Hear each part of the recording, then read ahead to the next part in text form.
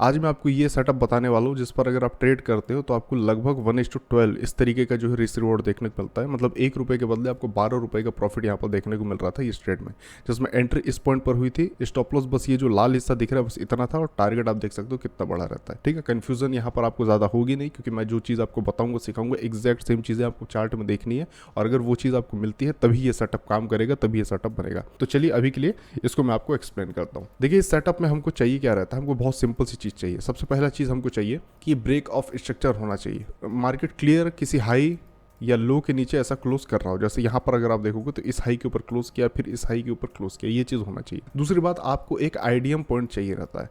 अब देखिए, इंड्यूसमेंट को अगर मैं सिंपल शब्दों में समझाऊँ तो इसे आप प्रलोभन बोलोगे, लालच बोलोगे। ये एक ऐसा पॉइंट होता है चार्ट का जहाँ पर बहुत सारे लोगों के बहुत क्लीन स्टॉप लॉस लगे होते हैं, और बड़े जो प्लेयर्स रहते हैं उन स्टॉप लॉस को फटाक से लेते हैं और वापस से जो है अपने डायरेक्शन में कंटिन्यू करते हुए चलते हैं।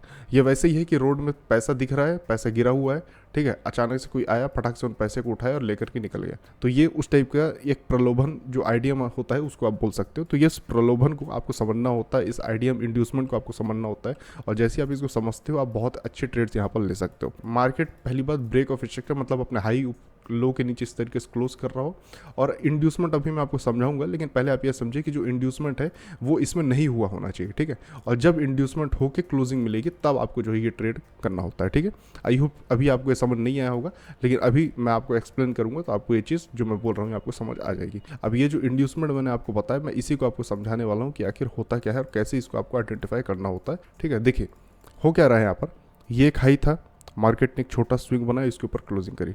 सबसे पहले प्रीवियसली देख लीजिए कि मार्केट कर क्या रहा है। प्रीवियसली अगर आप देखेंगे तो मार्केट ऊपर की ओर जा रहा है। हमको क्या चाहिए कि प्रीवियसली मार्केट ने इंड्यूसमेंट ना किया हो। अभी देखिए, अगर आप इंड्यूसमेंट का मतलब ये होता है प्रीवियस स्विंग को लेना।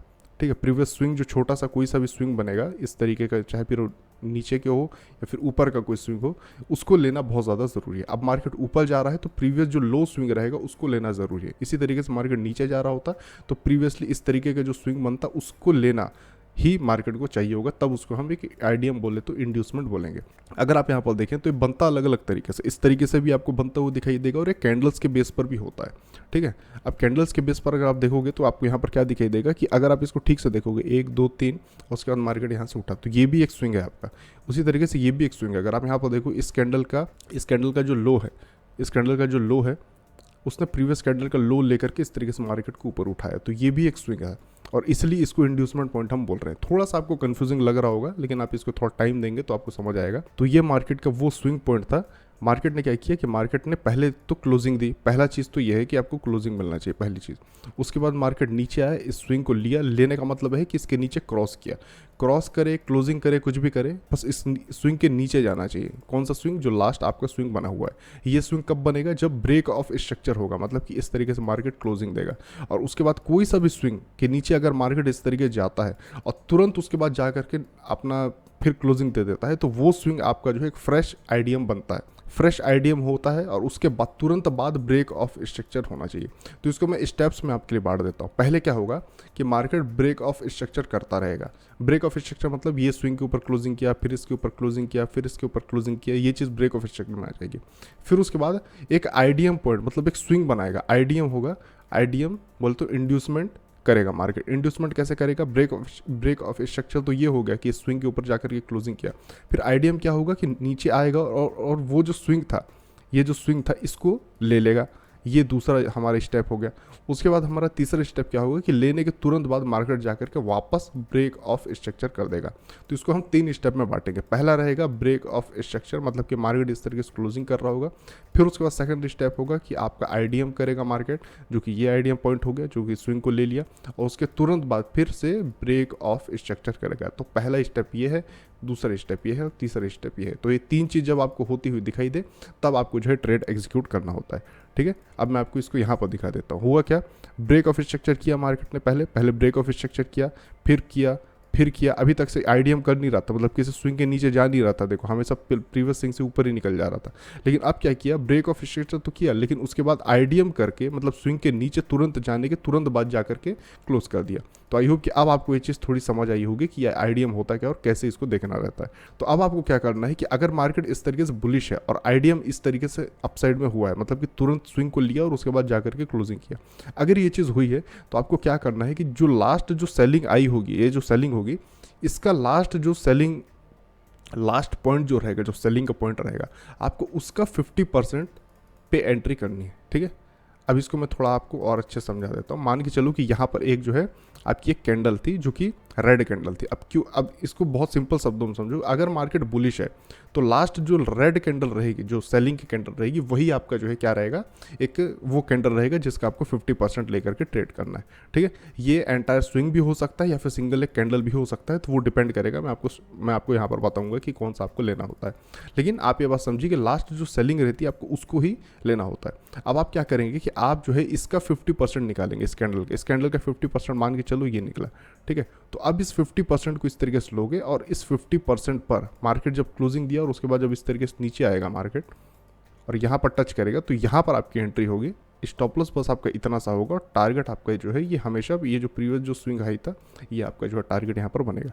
हुआ क्या, मार्केट इस स्विंग के ऊपर जाकर क्लोजिंग किया, ये इंड्यूसमेंट पॉइंट था, इसको लिया और तुरंत जाकर के ऊपर क्लोजिंग किया मार्केट ने। ठीक है, अब यहाँ पर देखिए लास्ट सेलिंग कैंडल कौन सी बनी, ये वाली बनी लास्ट सेलिंग कैंडल। ठीक है, तो इस कैंडल का 50% अपन ने निकाला जो कि ये पॉइंट बना।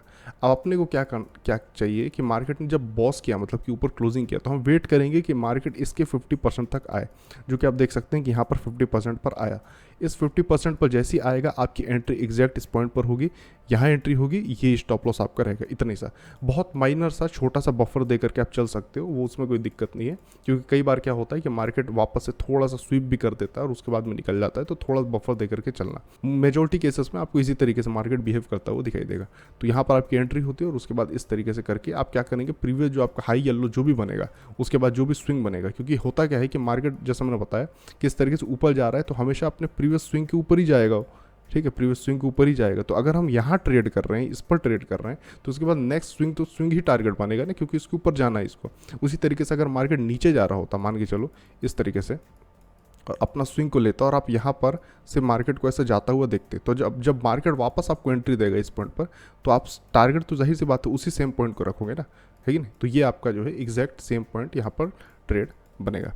ठीक है, तो एग्जैक्ट ये ट्रेड था अपना। इसी चीज़ को मैं आप चलो SBI में दिखाता हूँ, भले उसमें स्टॉप लॉस हिट हुआ है, लेकिन आप देखिए कि ये चीज़ें इसी तरीके से होती हैं। आपको क्या देखना है कि यहाँ पर ब्रेक ऑफ स्ट्रक्चर हुआ, ठीक है, यहाँ पर हुआ, यहाँ पर अगर आप देखोगे, देखो इसको कई लोग बोलेंगे कि इसको स्विंग ले सकते थे सर, ये क्लोजिंग दिया, इसके बाद इसके ऊपर भी क्लोजिंग दिया, इसको भी स्विंग ले सकते थे। ये स्विंग इसलिए नहीं लिया जाएगा, रीज़न बिकॉज ये जो है एक इनसाइड कैंडल के अंदर है। कभी भी ध्यान रखना कि अगर ऐसा स्विंग कोई आपको दिखाई देता है कि कोई इनसाइड कैंडल के अंदर है, तो वो जो स्विंग है वो इनवैलिड हो जाता है। वो एंटायर जो कैंडल, जो मेन बड़ी कैंडल है, बस उसको आपको एक कैंडल के तौर पर देखना है। ठीक है, एक कैंडल के तौर पर देखना। मतलब अगर आप मुझसे पूछोगे सर क्या ये स्विंग है ये पॉइंट, तो मैं बोलूँगा नहीं। क्यों? क्योंकि ये इस कैंडल के अंदर ये स्विंग बन रहा है। ठीक है, इससे बाहर अगर विग भी चल देती और उसके बाद ये बनता, तो मैं इसको भी एज ए इंड्यूसमेंट ले लेता, लेकिन ये चीज़ नहीं हुई। इसलिए लास्ट जो आपकी कैंडल बनी, जो कि यहाँ पर अगर आप देखोगे, तो मैंने इसको इंड्यूसमेंट पॉइंट लिया है। रीज़न बिकॉज इसका सेकंड कैंडल अगर आप देखोगे तो उसने इसका हाई को तोड़ा है। ठीक है, तो इसलिए हम यहाँ पर इसको जो है एज ए इंड्यूसमेंट पॉइंट ले रहे हैं।